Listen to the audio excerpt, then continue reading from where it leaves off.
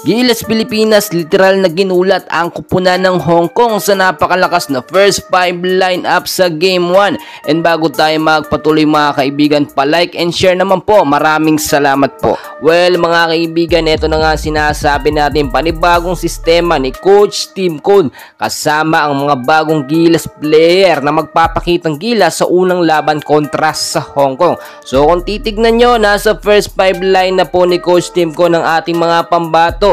Kevin Kimbao, Dwight Ramos, Justin Noypi Brownlee, Scotty Thompson at ang sentro na si Kai Sotto. Well mga kaibigan, tulad ng ating sinasabi, ibang sistema ito ni Coach Tim Cone kung ikukumpara sa sistema ni Chot Reyes. Ngayon po nakikita nyo, line up pa lang.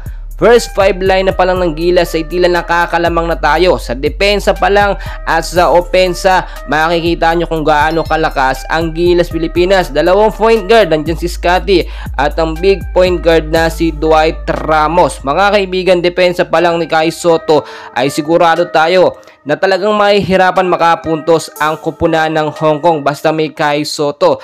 Do kahit may injured itong si Abay Junmar Fajardo, hindi sigurado na makakapaglaro. Pwede naman pumalit etong si Japet Aguilar kapag napagod si Kai Sotto. Bukod pa po dyan, sasamantalahin ng Gilas Pilipinas. Nasa 6'8 to 6'9 lamang ang pinakamatangkad na player ng Hong Kong at hindi pa natin alam kung ipapasok ngayon sa first half ng game.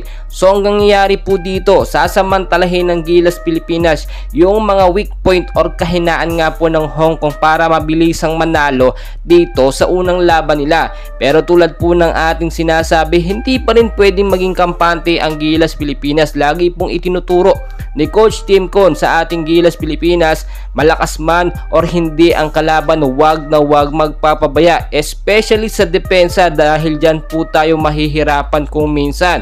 Yung mga sharpshooter natin, walang problema, nandyan si Scotty, si Justin Noypi Brownlee, so far so good, kondisyon na ang pangangatawan at handang-handang magpakitang gilas. Etong si Kai Sotto, nakita nyo naman kung paano yan nagpakitang gilas sa last 2 games niya sa Yokohama at sa Chiba Jets at magagamit po yan ni Coach Tim Cone. Eto naman si Kevin Kimbao, halos lahat ng posisyon ay kayang-kaya ding laruin. Rising star nga po ito at bagong future Gilas Pilipinas na sisikat sa ating bansa. Mga kaibigan, magbigay tayo ng full support natin sa Gilas Pilipinas. Unang laban alas 8 po yan ng gabi.